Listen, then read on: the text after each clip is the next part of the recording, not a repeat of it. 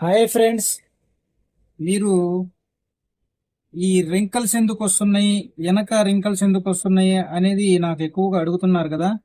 ముందు మనం ఈ రెండు సంఖలు కోసాం, ఫ్రంట్ సంఖ బ్యాక్ సంఖ తెగింది.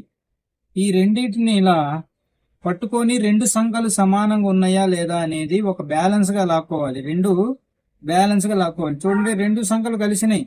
ఒక్క పాయింట్ అటు ఇటు ఉండడం వల్ల ఇబ్బంది ఏమి ఉండదు. ఎక్కువగా హాఫ్ ఇంచి, 30 ఇంచి, 1 ఇంచి ఇలా తగ్గుతూ ఉంటాయి. అలాంటప్పుడు మనం ఈ సంఖ కొలుసుకొని తర్వాత షోలర్ లో సెంటర్ పాయింట్ ని గుర్తించాలి. ఈ సంఖ పెరిగింది, ఈ సంఖ పెరిగితే ఏం చేయాలి, ఈ సంఖ పెరిగింది, ఈ సంఖ పెరిగితే ఏం చేయాలి, ఇలా మనం కనుక్కోవాలి. సెంటర్ పాయింట్ ని గుర్తించాలి. సంఖలు పెరిగితే ఏమైంది, తేడా వస్తుంది, భుజం మీద తేడా వస్తుంది.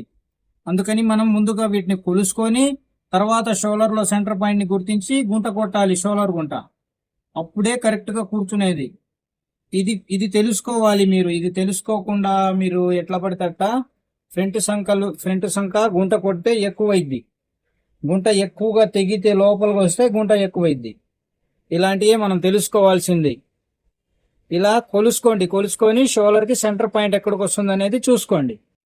చూడండి ఫ్రెండ్స్, ఇలా కలుపుకోవాలి, ఇలా కలవాలి. ఇలా కలవకపోతే ఇబ్బంది. ఇలా సెట్ చేసుకోవాలి, మనం సెట్ చేసుకోవాలి. ఇలా సెట్ చేయకపోతే ఇబ్బంది పడతారు. దీనికి పొట్ట ఉంది కాబట్టి ఫ్రంట్లో కుండలాగా పెరిగింది షేపు. మరి ఫ్రంట్లో కుండ పెడితే బ్యాక్లో గుంట కొట్టాలి, బ్యాక్లో గుంట కొట్టాలి. ఫ్రంట్ ఏమో కుండలాగా పెరిగింది, బ్యాక్ ఏమో గుంట కొట్టాం. మరి ఇక్కడ కుండలాగా ఫ్రంట్లో పెంచినప్పుడు ఇక్కడ షోలర్లో కూడా ఎత్తు పెంచుకోవాలి. షోలర్లో కూడా ఎత్తు పెరగాలి. షోలర్కి ఎత్తు పెంచకుండా కుండ పెడితే సెట్ అవ్వదు. ఫ్రంట్లో కుండ పెరిగినప్పుడు షోలర్కి కూడా ఎత్తు పెరగాలి, గుంట కొంచెం తెగాలి. అప్పుడేమైంది, ఫ్రంట్ని ముందుకి వాల్చిద్ది గుంట బాగా తెగితే. ఇది చాలా లోతైనటువంటి విషయాలు.